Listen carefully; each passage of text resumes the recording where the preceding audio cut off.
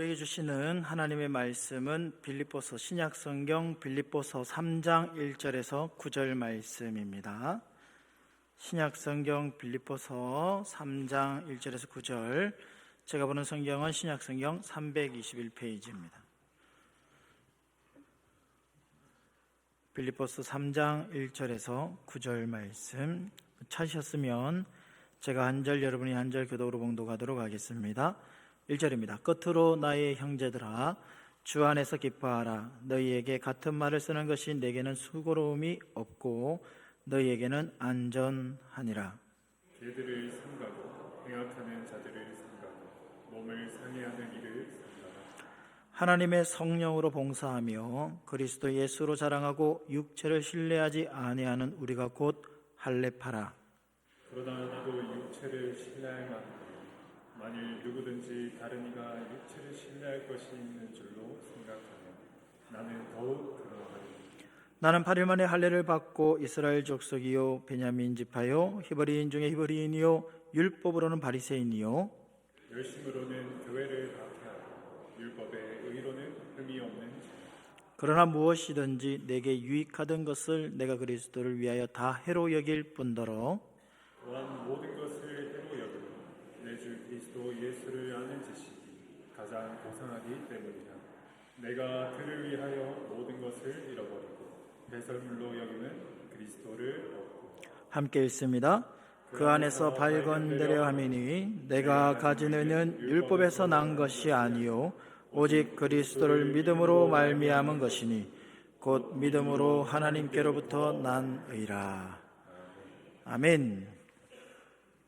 할렐루야. 은혜로운 찬양과 은혜로운 기도 너무 감사합니다.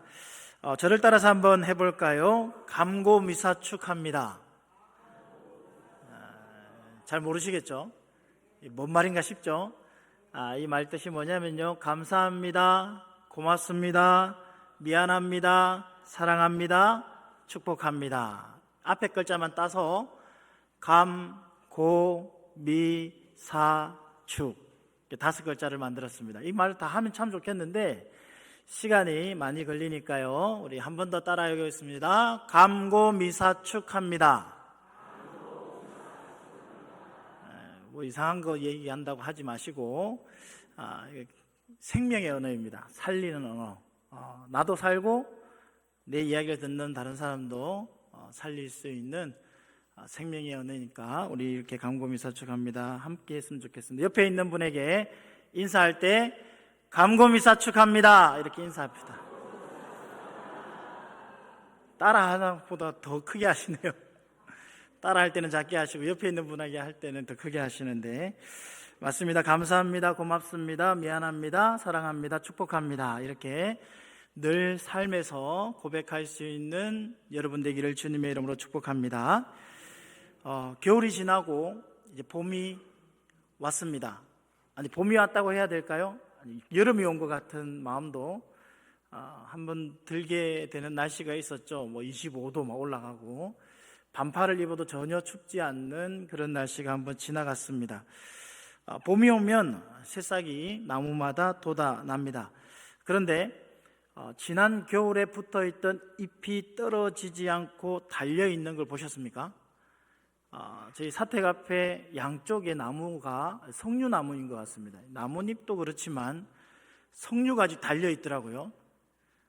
한 몇 개가 달려있던데 그 새들에게 양보한 석류인 것 같더라고요.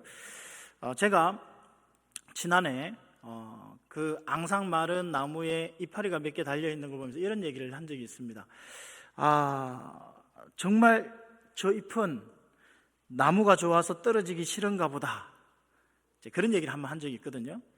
근데 옆에 나무를 잘 아시고 나무를 이렇게 기르셨던 권사님 한 분이 저한테 이렇게 얘기하는 겁니다. 얼마나 감성적입니까? 저 나무 이파리가 나무를 너무 좋아해서 나무에 떨어지기 싫어서 아직도 붙어있나 보다. 그랬더니 권사님이 아니라는 거예요. 네? 그럼 왜 나뭇가지에 저 이파리가 붙어 있습니까? 라고 물었더니 권사님이 이렇게 얘기하시더라고요.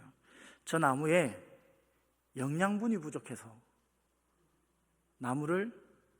나무가 나뭇잎을 떨어뜨리지를 못한 겁니다. 우리 김일령 집사님 맞나요? 그분이 과수원을 하시는 분이었는데요, 그 권사님이 거름을 많이 주면 이파리가 모두 떨어진대요. 여러분, 이파리가 떨어져야 그곳에 새로운 싹이 돋아납니다. 그런데 그 이파리를 떨어뜨릴 힘조차 없어서 그 이파리를 떨어뜨리지 못하는 나무는 빨리 거름을 줘서 힘을 얻게 해야 한다고 하더라고요. 잘 모르겠습니다, 이게 맞는지 안 맞는지. 근데 그 나무를 오래 기르셨던 그 권사님이 저에게 알려주셨어요. 여러분, 잎이 떨어져야 그곳에 새로운 잎이 돋아나서 아름다운 열매가 맺혀집니다. 오늘 말씀을 시작하면서 여러분, 한 가지 질문을 드리고 싶은데요, 여러분은 지금 무엇을 붙잡고 살아가십니까? 여러분이 혹시 이거 없으면 나는 무너진다, 야, 이거 없으면 나는 내 인생이 좀 볼품 없어진다 라고 생각하는 것이 있습니까? 그게 돈일 수도 있고요, 건강일 수도 있고, 자녀일 수도 있고, 아니면 자기 능력이나 경력일 수도 있습니다. 그런데 문제는 그 붙잡고 있는 것이 흔들릴 때 우리 인생도 같이 흔들린다는 겁니다. 예수님께서 이런 말씀을 하신 적이 있습니다. 어떤 사람은 모래 위에 집을 짓고 또 어떤 사람은 반석 위에 집을 짓는 사람이 있다. 비가 오고 바람이 불고 홍수가 났을 때 모래 위에 지은 집은 어떻게 되었습니까? 어떻게 되었죠? 무너졌죠. 그러면 반석 위에 지은 집은요, 어땠습니까? 무너지지 않았습니다. 끄떡도 하지 않았죠. 여러분, 예수님이 그 말씀을 하실 때요, 중요한 건 어떤 집을 지었느냐가 아닙니다. 어떻게 보여지는 집을 지었느냐가 아니라 어디 위에 지었느냐라는 겁니다. 사랑하는 성도 여러분, 혹시 지금 내 인생이 흔들리고 있다면요, 잘못 지은 게 아니라 잘못된 곳 위에 지은 것입니다. 우리의 신앙도 똑같습니다. 돈 위에 세운 신앙, 환경 위에 세운 신앙, 사람의 관계 위에 세운 신앙은 전부 모래 위에 지은 집과 같습니다. 오직 예수 그리스도 위에 세워진 신앙만이 무너지지 않는 줄 믿습니다. 오늘 본문을 보면서요, 사도 바울은 정말 충격적인 말을 우리에게 던지는데, 내가 전에 자랑하던 것을 배설물로 여긴다라고 얘기해요. 내가 정말 전에 자랑했던 모든 것을 지금 해로 여기고 배설물로 여긴다. 여러분, 이건 그냥 바울의 겸손한 표현이 아니라 다 내려놓겠다라는 선언입니다. 버리겠다는 거죠. 근데 왜 바울이 이런 표현을 이야기하면서 빌립보 성도들에게 이야기할까요? 오늘 말씀을 보면서 세 가지를 한번 생각해 보려고 합니다. 먼저 첫 번째는요, 기쁨은 주 안에 있다는 겁니다. 우리가 기뻐하지 않는 분들이 있습니다. 기뻐할 수 있는 상황 속에서도 기뻐하지 못하고, 기뻐하지 않아야 될 상황은 당연히 기뻐하지 않는, 그래서 늘 보면 기쁨이 없는 사람들을 만나게 되는데요, 우리 1절 말씀 우리 함께 읽어볼까요? 오늘 1절입니다. 다 같이 읽습니다. 시작. 그대로 나의 형제들아, 주 안에서 기뻐하라. 너희에게 같은 말을 쓰는 것이 내게는 수고로움이 없고 너희에게는 안전하니라. 아멘. 바울이요, 내가 이 이야기를 계속 반복해서 하는 것, 이게 내가 귀찮은 게 아니다. 내가 이렇게 얘기하는 것은 너에게 안전벨트와도 같은 것이다. 안전하기 위해서다. 이런 얘기를 하면서 했던 이야기가 뭐냐면 주 안에서 기뻐하라라는 겁니다. 기뻐하라. 여러분, 참 이게 신기한 게 바울이 이 이야기를 할 때요, 바울의 처지는요, 바울의 상황은요, 전혀 기뻐할 수 없는 상황이거든요. 그는 감옥에 있습니다. 환경이 좋지 않아요. 좋은 환경에 있는 것도 아닙니다. 그런데 기뻐하라고 이야기합니다. 여러분, 우리는 보통 이렇게 얘기합니다. 일이 잘 되면 기쁘고, 돈이 생기면 기쁘고, 다른 사람들 인정을 받으면 기뻐한다고요. 그런데 이런 기쁨은 우리가 알듯이 오래 가지 않습니다. 상황이 바뀌면 기쁨도 사라집니다. 일이 잘 되면 웃는데 일이 안 되면 어떻습니까? 무너지죠. 거기다가 누가 툭 한마디 내뱉은 그 말 때문에 내 마음에 상처가 생기고 내 마음까지도 무너지는 것을 우리는 경험합니다. 여러분, 혹시 우리의 기쁨이 너무 쉽게 무너지고 있지는 않습니까? 그건 기쁨이 잘못된 곳에 있기 때문입니다. 그래서 바울은 말합니다. 어디에서 기뻐하라고요? 주 안에서 기뻐하라. 여러분, 이게 무슨 뜻입니까? 예수님과의 관계 안에서 기뻐하라는 것입니다. 여러분, 요즘 여러분의 삶 속에 기쁨이 사라지셨어요? 그렇다면 환경을 바꾸려고 하기 전에 내가 주님 안에 있는가, 이걸 먼저 점검할 수 있기를 주님의 이름으로 부탁드립니다. 자, 두 번째 생각할 것은요, 자기 의를 붙잡는 신앙은 위험하다는 겁니다. 우리 2절 말씀 다 같이 한번 읽어보겠습니다. 2절입니다. 시작. 자들을 삼가고 몸을 상해하는 일을 삼가라. 아멘. 바울은 갑자기 강하게 얘기합니다. 뭐라고 얘기하냐면요, 개들을 삼가야 돼요. 개들을 삼가라. 이건 당시에 율법을 강조하는 사람들, 그러니까 즉 행위로 의를 얻으려는 사람들을 상징합니다. 그리고 바울이 그 다음에 이어서 하는 얘기가 뭐냐면요, 자신의 이력을 이야기합니다. 나는 이런 사람이다 라고 이야기하는데, 사실 바울은 우리가 상상할 수 없는 스펙을 가진 사람이에요. 보십시오. 바울이 뭐라고 얘기하냐면, 나는 8일 만에 할례를 받았다, 정통성을 얘기하고, 나는 이스라엘 사람이다, 그리고 나는 베냐민 지파다, 왕족이라는 겁니다. 정통성, 순수 혈통이라는 이야기를 합니다. 나는 바리새인이다, 상위 몇 프로 안 되는 굉장히 높은 지성인 중에 하나라는 거죠. 나는 율법적으로 완벽하다라고 얘기합니다. 한마디로 말하면 바울이 지금 얘기하는 것은요, 나는 완벽한 종교인이다 라는 겁니다.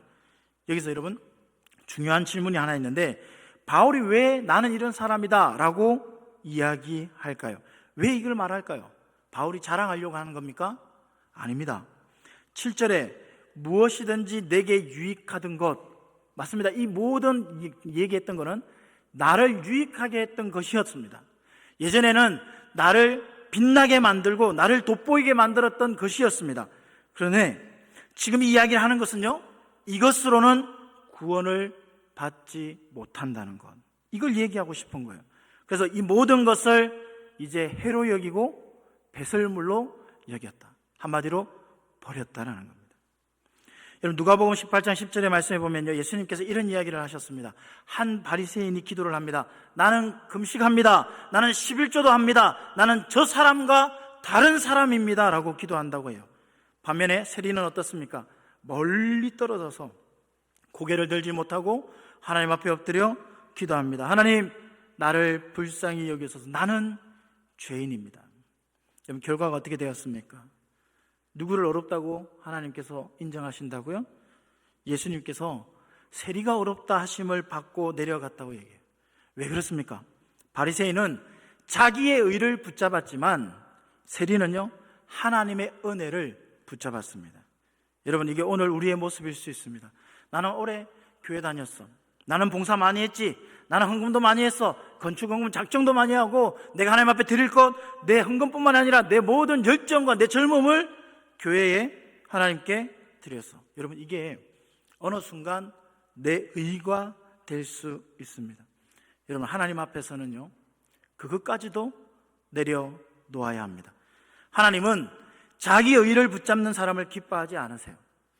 여러분, 종교개혁자 마틴 루터를 아시죠? 그는 정말 열심히 살았습니다. 금식도 하고요, 기도도 하고요, 눈물로 죄를 고백하며 자백하며 하나님 앞에 살았던 사람입니다. 그런데 그가 계속해서 시간이 지나면 지날수록 점점 더 절망 가운데 있는 겁니다. 마음이 평안하지 않는 거예요.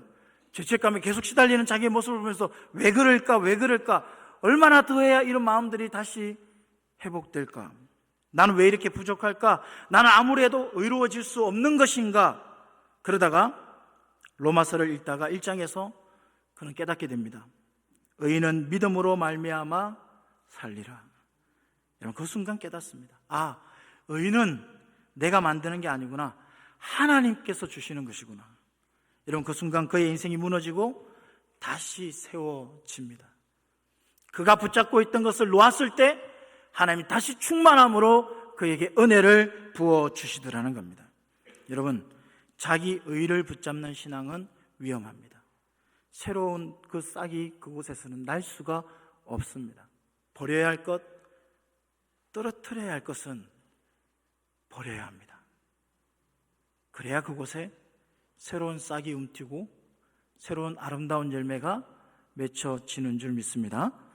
여러분, 바울은 그래서 고백하는 거예요. 세 번째, 그리스도를 아는 것이 최고의 가치라고요.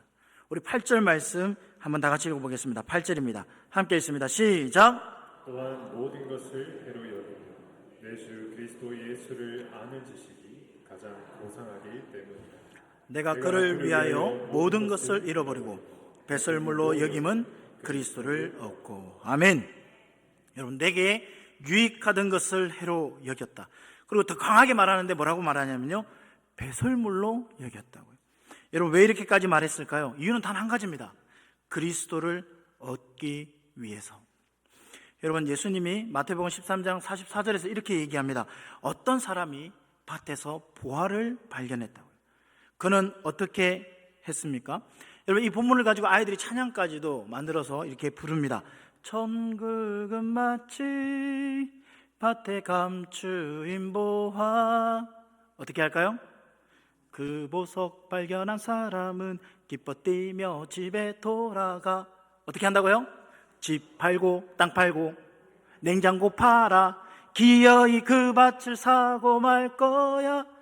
여러분, 이 찬양 여러분도 많이 부르셨죠? 천국은 마치 밭에 감추인 보화와도 같다고요. 자기 가진 것을 다 팔아서라도 그 밭을 산다고요. 왜요? 그 보물이 훨씬 더 가치 있기 때문에요. 바울도 똑같습니다. 학벌, 지위, 명예, 비록 예전에는 그 모든 것이 자기를 더 빛나게 하고 돋보이게 했던 것이지만 이제는 다 해로 여기고 버린다고요. 그게 붙어 있으면 그곳에서 싹이 나지 않고 열매를 맺지 못하는 해가 되는 존재라고요.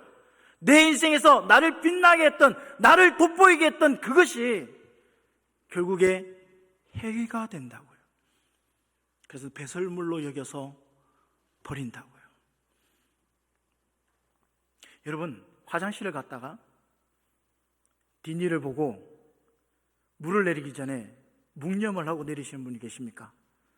다시는 나와 함께하지 못하는 그 친구를 보면서 아쉬워서 보내지 못하고 누르지 못하는 그런 분이 혹시 계시나요? 시원하게 누릅니다. 왜요? 필요 없는 거니까요. 지금 바울이 어떤 마음으로 이 얘기를 하시는지 압니까? 누가 들어도요, 바울의 이 스펙은요, 금수저잖아요. 누가 가져가도 누구에게 뒤지지 않는 그런 스펙입니다. 근데 그걸 해로 여길 뿐만 아니라 배설물로 여긴다고. 바울이 왜 그렇게 말할 수 있습니까? 더 귀한 것을 알았기 때문에. 바로 예수님이 더 가치 있다는 것을 그가 알았기 때문에 그렇습니다. 여러분에게 질문을 하나 하겠습니다. 예수님이 정말 가치 있는 분이십니까? 한 번 더. 예수님이 정말 여러분에게 가치 있는 분이십니까? 네, 여러분, 말로는 예수님 정말 최고입니다 라고 하지만 실제로는요, 예수님보다 돈이 더 중요하고 인정받는 것이 더 중요하고요, 내 자존심이 더 중요할 때가 있지 않습니까? 여러분, 이걸 더 붙잡고 있는 인생은 아닙니까? 여러분, 한 사람이 손에 돌을 들고 있는데 이게 아무리 봐도 이 돌 안에 이 보석이 있을 것 같아요. 원석인 것 같아서 이걸 놓지 못하고 끝까지 잡고 있는 겁니다. 근데 누군가가 옆에서 진짜 다이아몬드를 주는데도 이 돌을 놓지 못하는 거예요. 왜요? 내가 확인하고 이거는 원석일 거야 결정하고 내가 그것을 꽉 쥐고 있는 이 손을 놓지 못하니까 그 다이아몬드를 받지 못하는 겁니다. 사랑하는 성도 여러분, 하나님은 지금도 우리에게 가장 귀한 것을 주시려고 합니다. 근데 우리가 못 받는 이유가 뭡니까? 내가 쥐고 있는 것, 이걸 놓지 않기 때문에 그렇습니다. 내 자랑, 내 의, 내 기준, 이걸 붙잡고 있으면요, 예수님을 붙잡을 수 없습니다. 사랑하는 성도 여러분, 복음이 이렇습니다. 내가 잘해서 구원받는 것이 아니라 예수님 때문에 구원을 받습니다. 오늘 하나님께서 우리에게 묻습니다. 너는 무엇을 붙잡고 있느냐? 이 시간 결단하기를 원합니다. 내 의를 내려놓겠습니다. 하나님, 내 자랑을 내려놓겠습니다. 오직 예수 그리스도만 붙들겠습니다. 여러분, 한 주간 이렇게 한번 해보면 어떨까요? 제가 큐티 나눔을 하는 그 큐티방에 한 집사님이 글을 올려주셨는데, 이 말씀을 읽고 지금 창세기 말씀을 우리가 새벽마다 지금 보고 있는데요, 아브라함의 모습을 통해서 나도 이렇게 한번 살아봐야 되겠다. 제가 그거를 읽다가 오후 예배 때 성도들과 이 이야기를 한번 했으면 좋겠다라는 생각이 있어서 잠시 그 실천과 적용을 나누려고 합니다. 보통 사람들은요, 이렇게 말합니다. 어떤 일을 할 때에 이건 내가 했어, 이건 내가 잘해서 된 거야, 야 이거 한다고 얼마나 힘들었는 줄 알아? 그래서 내가 이렇게 된 거야 라고 이야기를 하기를 좋아합니다. 근데 이것을 우리가 한번 바꾸어서 말했으면 좋겠습니다. 우리 삶에서 분명히 이런 일이 있을 거예요. 한 주간도 이런 일이 생길 겁니다. 그러면 이럴 때 우리가 의도적으로 이렇게 한번 말해 봅시다. 하나님의 은혜입니다. 주님이 하셨습니다. 아멘이십니까? 여러분, 그 상황 속에서 여러분 마음에 이게 생각되지 않더라도 여러분 그렇게 내가 라는 이 말이 나올 때에 하나님의 은혜입니다. 주님이 하셨습니다. 이렇게 말을 바꿔서 한번 이야기해 보십시오. 말이 바뀌면 여러분 중심이 바뀝니다. 여러분, 나를 버림으로 주님의 충만케 되는, 주님으로 충만케 되어지는 여러분이 되시기를 주님의 이름으로 축복합니다. 그런 인생, 그런 한 주 살아내는 하나님의 사람들 되기를 주님의 이름으로 축복합니다. 축복합니다. 기도하겠습니다. 하나님 아버지, 우리가 붙잡고 있던 것들이 얼마나 헛된 것인지 깨닫게 하여 주옵소서. 놓지 못해서 붙들지 못했던 예수님을 오늘 붙들게 하여 주옵소서. 우리의 의를 내려놓고 주님의 의로 살게 하여 주옵소서. 우리의 의를 버림으로 주님으로 충만케 하여 주옵소서. 오늘도 저와 함께 할 줄 믿고 감사드리며 예수님 이름으로 기도하옵나이다. 아멘.